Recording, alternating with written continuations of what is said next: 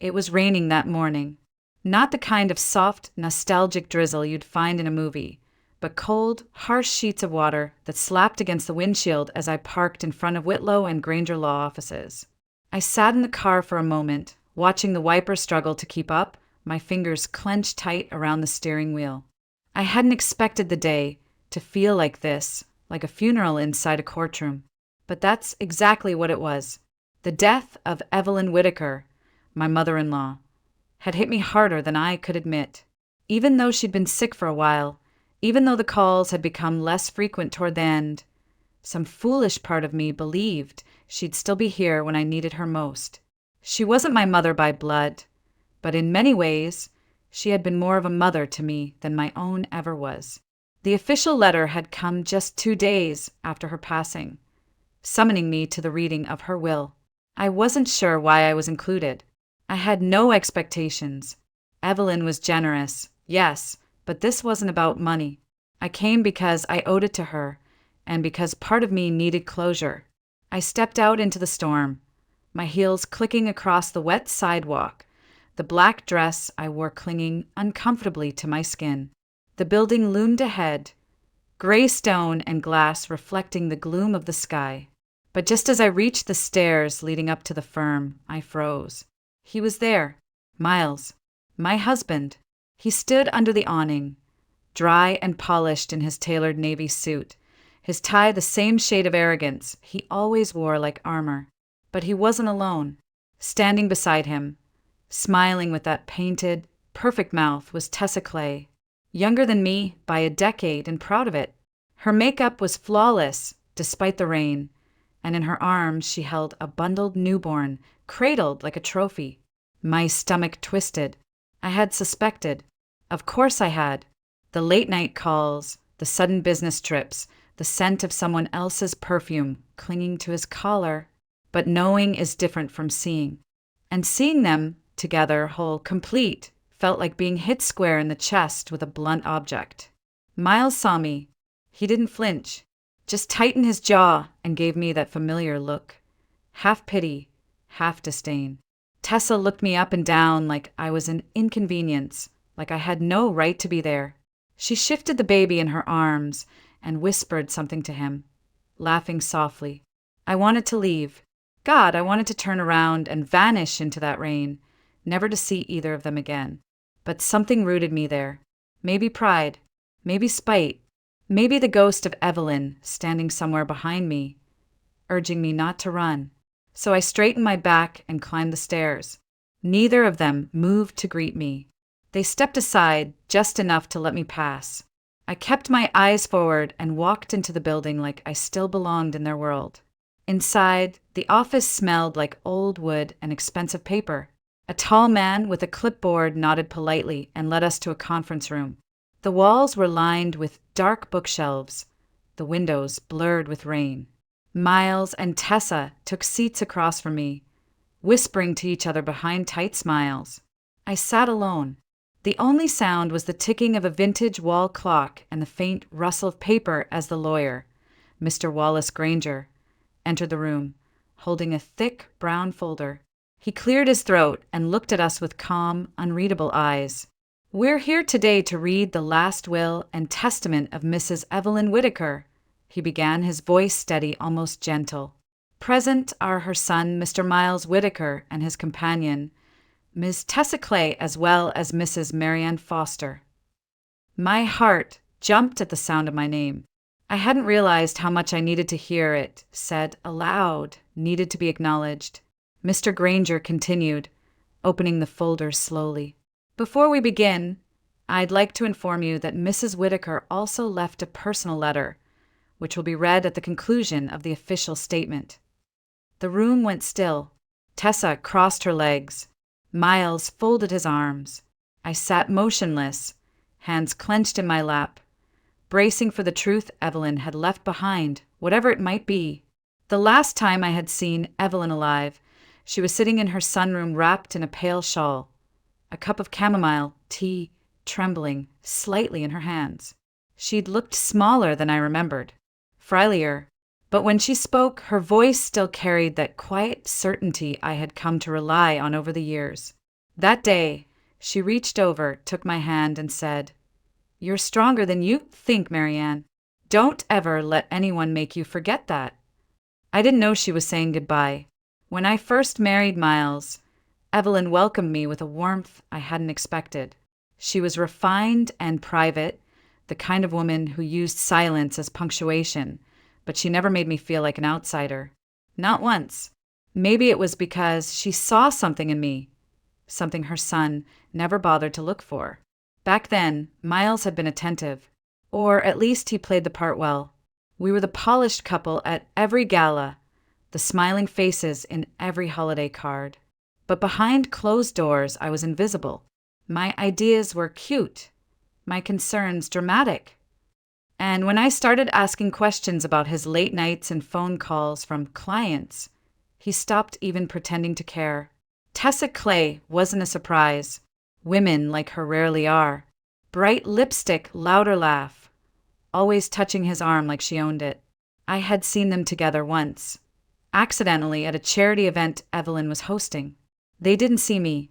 I stood behind a floral arrangement, frozen, watching her lean in and whisper something that made him smile in a way he hadn't smiled at me in years. I didn't confront him. Not then. I went home, reheated leftovers, folded laundry. I stayed quiet because that's what I had been taught to do. But Evelyn saw. She always saw. After that event, she invited me over more often. She never said Miles' name, never asked about my marriage. But she'd watch me with those steady eyes as if she were waiting for me to break and silently willing me not to. So when she died, part of me did too. I felt unmoored, like the one person who truly saw me was gone, which is why I walked into that law office expecting nothing. No property, no favor, no recognition, just the last trace of her voice in a room filled with people who had erased me long ago.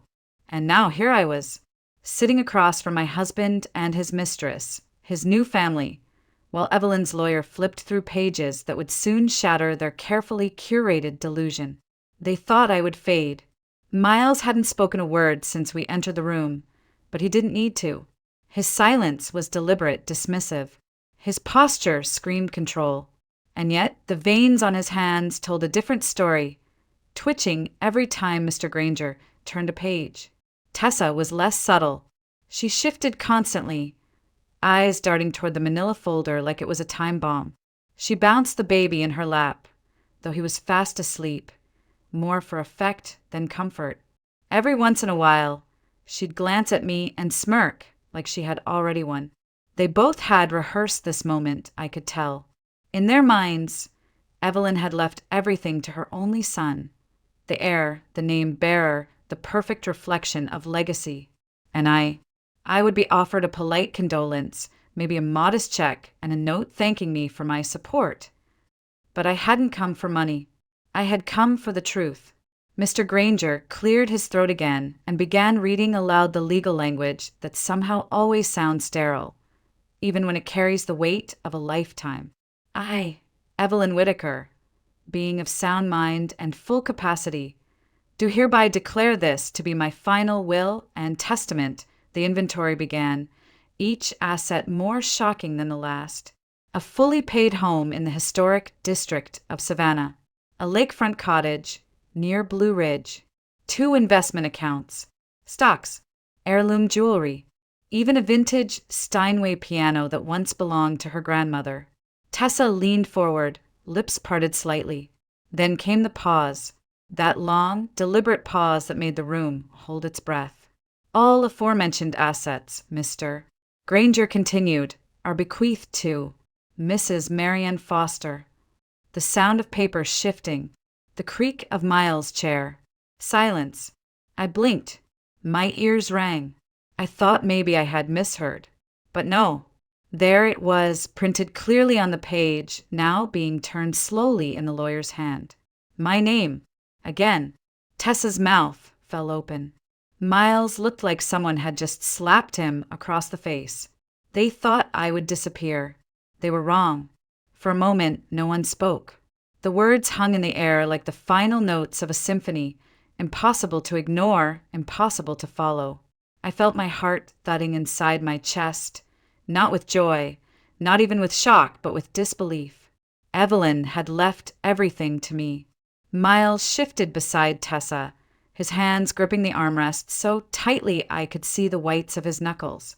He let out a short, humorless laugh, a sound that didn't belong in that room, among the polished mahogany and quiet reverence.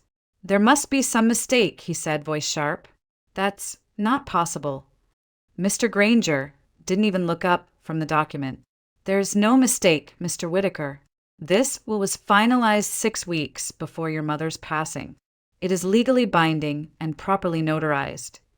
Tessa turned toward Miles, eyes wide with alarm. "You said she adored you. You said she was going to put everything in your name." Miles said nothing. She turned back to the lawyer, her voice rising now, brittle and panicked. "This is absurd. That woman," she jabbed a perfectly manicured finger in my direction, "was barely in her life. Evelyn didn't mean this. She must have been confused. Sick." Mr. Granger looked at her then, calm and steady.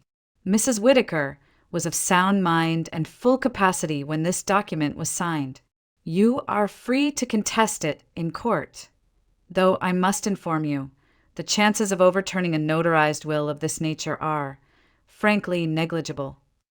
The silence that followed was heavier than anything I'd felt before, not just in the room, but inside me. It wasn't triumph. It wasn't vindication. It was grief and something older than that. Something like justice. Mr. Granger continued. "Should Mrs. Foster choose to decline the inheritance, all assets shall be transferred to the Children's Oncology Relief Foundation, per Mrs. Whitaker's secondary clause." I sat frozen. I hadn't even considered that. Decline it? No. I didn't need Evelyn's money, but this wasn't about money. It never was. This was about what she believed in, what she saw in me, and what she chose to protect. I nodded once. "I accept." The simple words were enough to reignite the room. Miles stood, knocking back his chair. "You manipulative little!"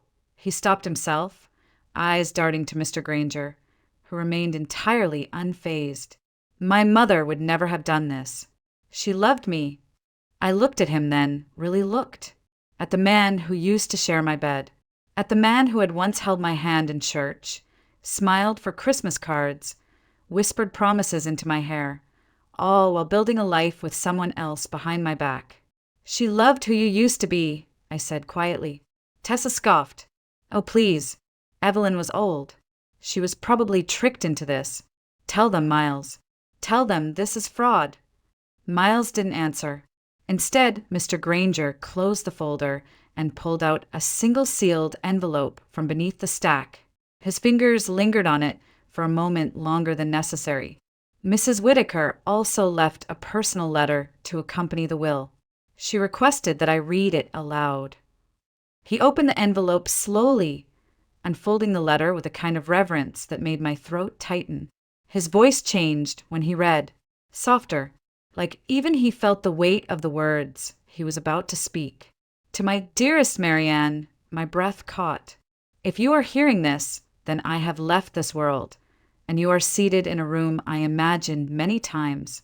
I want to begin by thanking you for everything, for your kindness, for your patience, for the way you cared for me even when others forgot. You were never just my daughter-in-law. You were, to me, a daughter." Tears sprang to my eyes, but I didn't let them fall. I know about Miles and the betrayal. I know how you kept silent when you could have screamed. I know how you held dignity when others offered none. I'm sorry I didn't say it to your face, but I saw it all and I never stopped being proud of you. I looked down at my hands. They weren't shaking. Not anymore. I couldn't leave this world without setting things right. I didn't do this to punish Miles. I did it to protect you, because you deserve the chance to begin again on your own terms. Mr. Granger's voice faltered for the first time. He cleared his throat and continued. "Miles, I am disappointed. You've made choices that I cannot condone. You betrayed the woman who stood by you through everything. I hope one day You'll understand why I couldn't leave you my legacy. I hope you'll learn that some things in life, like trust, like honor, matter more than names on a deed." The room was silent when he finished. Tessa's face was blank. Miles' eyes were glossy, but he blinked quickly and turned his head away. I sat still, the echo of Evelyn's words circling through me like a wind I didn't know I'd needed. She saw me. Even at the end, she still saw me. I don't know how long I sat there after Mr. Granger finished reading. The room felt suspended in time.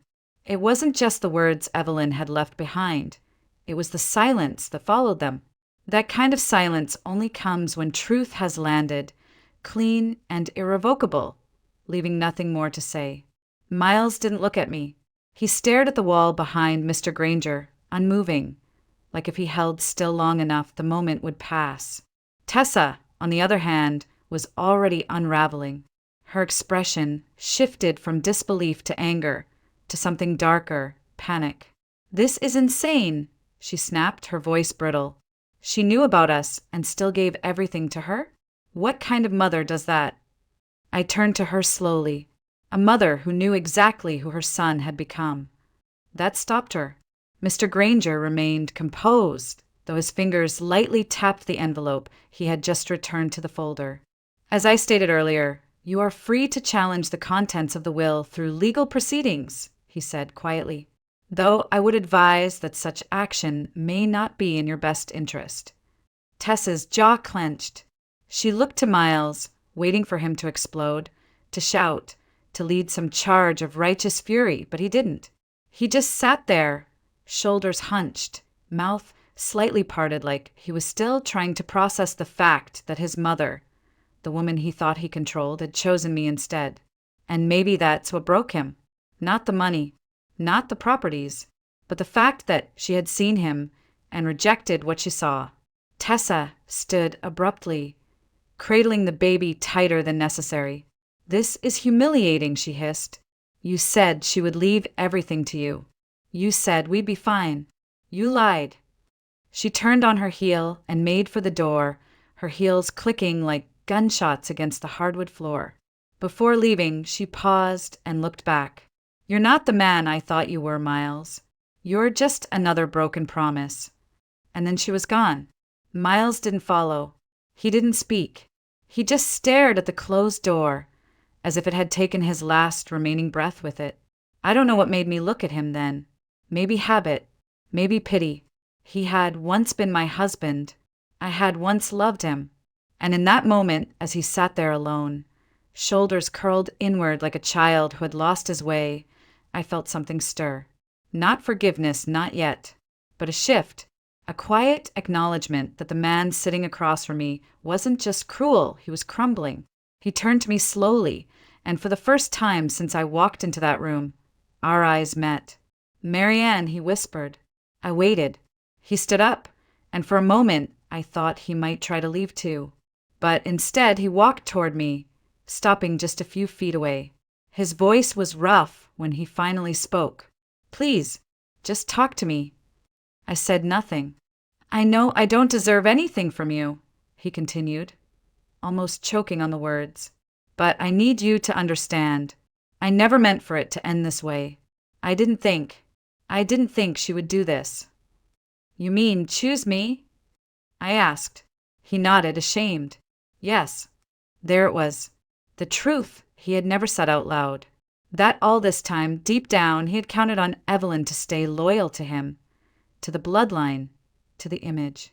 And now, with that illusion shattered, he had nothing left to cling to. "You betrayed me, Miles," I said. "You betrayed our vows, our home. And now you're shocked that someone finally held you accountable." He didn't argue. His shoulders dropped. "I was stupid." "No," I said. "You were selfish." He reached out then, not to touch, but as if to steady himself on the air between us. "Please, I don't have anyone. Tessa's gone. The baby, everything's falling apart. I don't even have a place to stay. Can we just talk?" I looked at him, really looked. At the man who once stood beside me in front of family and friends, vowing to cherish me. And now he stood here, desperate, unraveling, clinging to the same woman he had once made feel invisible. I stood up slowly. "No," I said softly. "You don't get to ask for anything from me. Not after everything." He opened his mouth to speak, but I walked past him toward the door. I didn't look back. Let him sit there, surrounded by polished furniture and fading pride, with the ghost of his mother's disappointment still ringing in his ears. Let him feel what it's like to be truly left behind. I didn't look back when I left that room. Not at Miles. Not at Mr. Granger. I stepped into the hallway like someone stepping out of a fog, like I'd just been handed the final chapter of a book I didn't even know I was reading. Everything felt quieter, or maybe I was just quieter inside. Outside, the rain had stopped. The sky hadn't cleared, not completely, but there was a stillness in the air, as if something had passed, some kind of storm that hadn't touched just the city, but me too. I walked to my car without noticing the weight of my shoes or the damp hem of my dress. My body moved, but my mind was somewhere between grief and revelation. Evelyn had seen me. She had seen everything and still loved me. She had chosen me, not out of pity, not out of obligation, but because I mattered to her. And now, I had a choice. For years, my life had been built around Miles. His routines, his ambitions, his cold, conditional affection. I molded myself to fit his needs, made myself smaller, quieter, easier to love. I stayed in the background so he could shine, and when he stepped out of the spotlight to hold someone else's hand, I stayed anyway. But now, I didn't have to. A week later, the legal documents arrived in a thick envelope. I spent a full afternoon reading every word, every clause, every signature Evelyn had left behind like breadcrumbs on a path I was finally ready to walk. Then I packed. Not everything, just what mattered. I didn't want the house in Savannah. I didn't want the furniture or the art or the clothes I had once worn for events I never belonged to. I sold the main property, donated half the proceeds to the foundation Evelyn had named. The rest I kept, not out of spite, not for revenge, but because for the first time in my life I could. With Mr. Granger's help, I found a small town in Vermont, Maple Bridge. Quiet, green, the kind of place where people still wave from their porches, and the coffee shop knows your name. Evelyn had grown up near there, before the wealth and the society dinners. It felt fitting somehow to return to where her roots once were. There was an old storefront on Main Street, a place that used to be a bookstore but had stood empty for years. Its windows were dusty, the wooden sign half faded, but I saw it, and something lit up in me. I didn't know it yet, just that I had to be there. I bought it outright, named it the Hearth, a place for warmth, for gathering, for starting over. I spent months renovating, not with contractors and designers, but with my own 2 hands and a few local helpers who slowly became friends. We stripped the floors, painted the walls in soft honey tones, brought in wooden tables and mismatched chairs. I found a local carpenter who built the front counter from reclaimed barnwood. Everything was touched by someone real, someone kind. No pretense. I started baking again. It had been years. Evelyn's apple pie recipe came out first. Flaky crust, cinnamon-heavy filling, brushed with egg wash just the way she liked. I tested it 3 times before I got it right, and when I did, I cried. Not because of the pie, but because she would have been proud. The grand opening wasn't grand at all. I didn't hang a banner, didn't host an event. I simply placed a little sign in the window that said open and unlocked the door. The first customers were 2 elderly women who lived down the street. They sat by the front window, shared a slice of pie and a pot of Earl Grey, and told me about their late husbands. They left smiling. The next day they brought friends. Little by little the hearth began to fill. Young mothers with strollers, college kids with laptops, retired couples reading books in silence. The smell of baked apples and warm bread crept down the block, pulling people in. And me, I began to breathe again. There was no big moment, no dramatic revelation, just peace. For the first time in years, I was building something of my own, not for someone else, not to prove my worth, but because I wanted to, because I could. Sometimes, when I wiped the counters or lit the morning candles, I thought of Miles. Not often, just enough to remember what I had escaped. And when I did, I didn't feel anger anymore, just distance.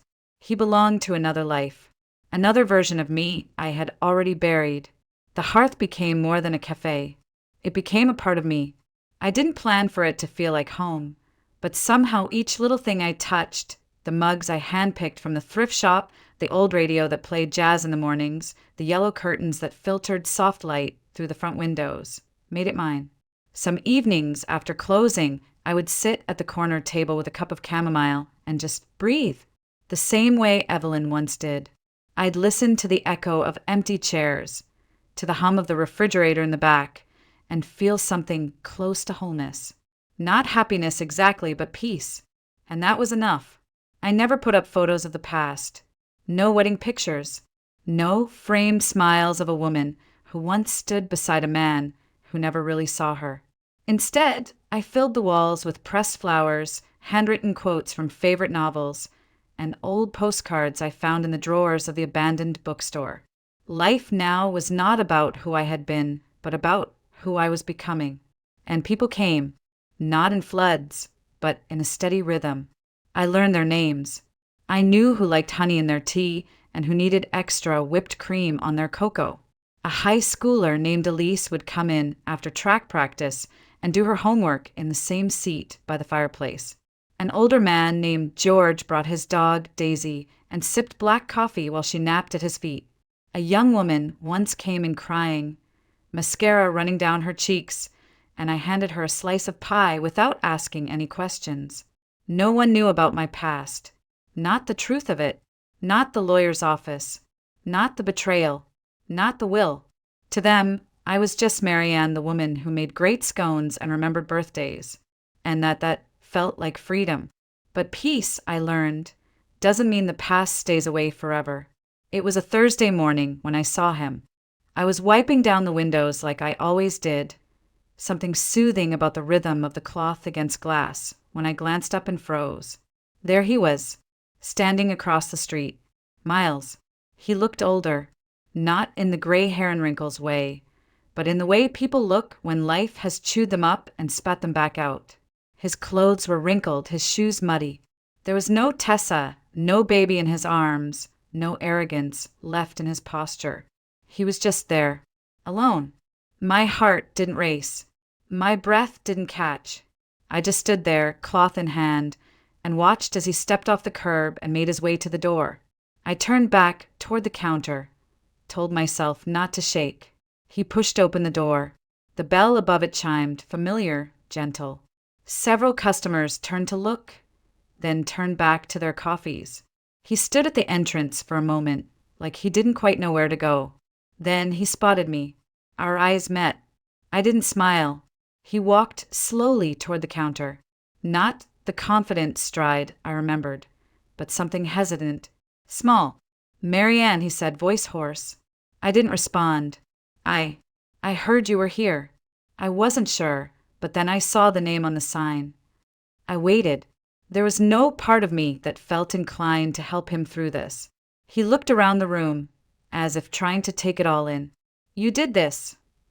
"Yes," I said flat. "It's beautiful." I said nothing.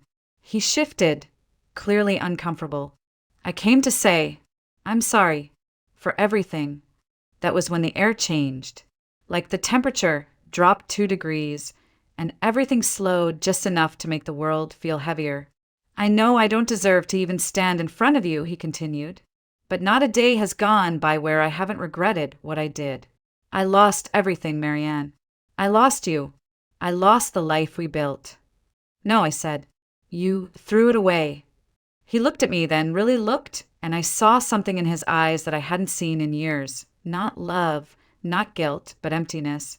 And for the first time since I left that life, I didn't feel small standing in front of him. I felt whole. He took a breath. "Could we maybe talk?" I stared at him, at the man who had once made me question my worth, now, standing in front of me, like a hollow version of the man I married. And then I said it. No, Miles. We have nothing left to talk about. He stood there for a long moment, as if hoping I might change my mind, as if silence itself might soften the edge of what I just said. But I didn't waver. I didn't offer him a seat. I didn't ask him how he was or pretend to care about the answer. Miles had spent years turning his back on me. Now he had nowhere left to turn. He glanced around the café, at the soft lamps glowing above each table, at the quiet hum of conversations, the clink of porcelain, the warmth that filled the space. I could see it in his eyes. He knew this place wasn't just a café. It was mine. It was everything I had built from the rubble he left behind. He started, then faltered. I just wanted to see you, to say I was sorry, to ask if maybe there's a chance we could try again. I laughed, not because it was funny, but because it was absurd. After all this time, after everything, you want to try again? I said, stepping around the counter so I was facing him fully. Try what exactly? Pretending you didn't cheat on me? That you didn't build an entire life with someone else while I was folding your laundry and warming up leftovers you never came home to eat? His face flushed, but I didn't stop. You didn't just betray me, Miles. You erased me. You took everything we had, everything I gave you, and tossed it aside like it meant nothing. And now that she's gone, now that the money's gone, you're here? Hoping what? That I'm still standing in the same place you left me. His voice cracked. I know I don't deserve it. I don't have anyone. I don't have anything. I thought maybe if I could just see you, if I could explain. You don't get to explain, I said, cutting him off. Not anymore. He took a small step forward. Please, Marianne. I'm not asking for everything. I don't know where to go. I looked at him, then really looked. At the sagging lines of his face, the regret in his posture, the hollowness in his voice. He wasn't the man I had loved. He wasn't even the man who had hurt me. He was what was left after both of them were gone. And I felt nothing. No hatred. No pity. No longing. Just clarity. You don't belong here, I said. Not in this café. Not in this town. Not in this version of my life. He blinked, as if the words struck deeper than he'd expected. I'm happy, Miles, I continued. Truly. And not because of the money or the house or anything Evelyn gave me. I'm happy because I rebuilt myself from what you tried to break. I found peace without you. I found purpose. And I will never, ever let you take that from me again. He stood frozen. There were people watching now, quietly, discreetly, pretending not to listen, but clearly absorbing every word. I didn't care. I didn't lower my voice. I walked toward the door and opened it wide. The bell above rang out sharp and final. You need to go, I said, and don't come back. He hesitated, eyes darting to mine, searching for some crack in my voice, some old version of the woman who would have begged him to stay. But she was gone. He stepped out slowly, shoulders hunched, as if the sunlight itself weighed too much. I let the door fall shut behind him. The bell chimed one last time, then silence. Inside, everything returned to its rhythm. The customers resumed their conversations. Someone laughed. Someone stirred a cup of tea. And me? I went back behind the counter, picked up a towel, and wiped down the space where he had stood. Not because I needed to, but because I could. That night, I locked up the hearth and turned off the lights. I stood in the doorway for a moment, looking out at the quiet street, the same way Evelyn once looked out at me from her sunroom. Except this time, I wasn't saying goodbye. I was choosing myself. The next morning, I woke before the sun. The sky outside was still a muted gray, the kind that comes just before dawn but holds the promise of light. I walked through the quiet of the hearth, barefoot on warm wood floors, brushing my fingers along the tops of chairs, straightening a salt shaker here, a folded napkin there. Everything was still. Everything was mine. I turned on the kitchen light and began the morning prep like always, measuring flour, slicing apples, whisking batter while the old jazz station hummed softly through the speakers. There was something almost sacred about those hours. Before customers, before voices, just me, the scent of cinnamon, and the steady rhythm of choosing my own life. Every now and then, I'd catch a glance of myself in the reflection of the glass. Hair tied up, apron smudged with flour, eyes clearer than they'd been in years, and I'd hardly recognize the woman staring back. But I liked her. She was steady. She was kind. And she had learned how to stop waiting for someone else to give her permission to live. I used to think healing would look like revenge, like standing tall in a courtroom while Miles begged for a second chance, like headlines and gasps and some grand declaration of who was right and who was wrong. But it wasn't like that at all. Healing came slowly, in the quiet kindness of strangers who became friends, in the sound of the bell above the café door each morning, in the worn recipe cards with Evelyn's notes still scribbled in the margins, in the laughter of customers and the silent tears of women who didn't need me to say a word, only to pour the tea and stay close. And sometimes in the stillness of closing hours, I'd sit by the window and think of her, Evelyn. Her voice still lived in this place, in every slice of pie, in every cup of chamomile, in the way I ran this café with more heart than polish, more grace than pride. She gave me more than an inheritance. She gave me a mirror, and in that mirror, I didn't just find myself. I found the courage to begin again. I never heard from Miles after that day.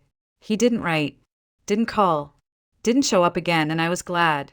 Not because I hated him. I didn't.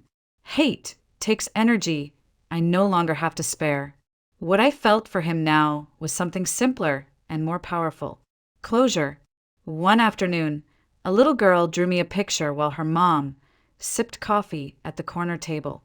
It was crayon on napkin, 2 stick figures under a rainbow, standing in front of what was clearly the hearth. The girl handed it to me with a shy smile and said, "This place feels safe." I kept that napkin, framed it, hung it near the door, just above the coat hooks. Not because it was perfect, but because it was true. Years ago, I walked into a law office expecting to be forgotten. I left it with a future, not one I had planned, not one I had even dared to hope for, but a future that belonged only to me. And now, each time I unlock the front door and flip the sign to open, I know exactly who I am. I am not a victim. I am not what was left behind. I am not the woman who was once married to Miles Whitaker. I am Marian Foster, and this is my beginning.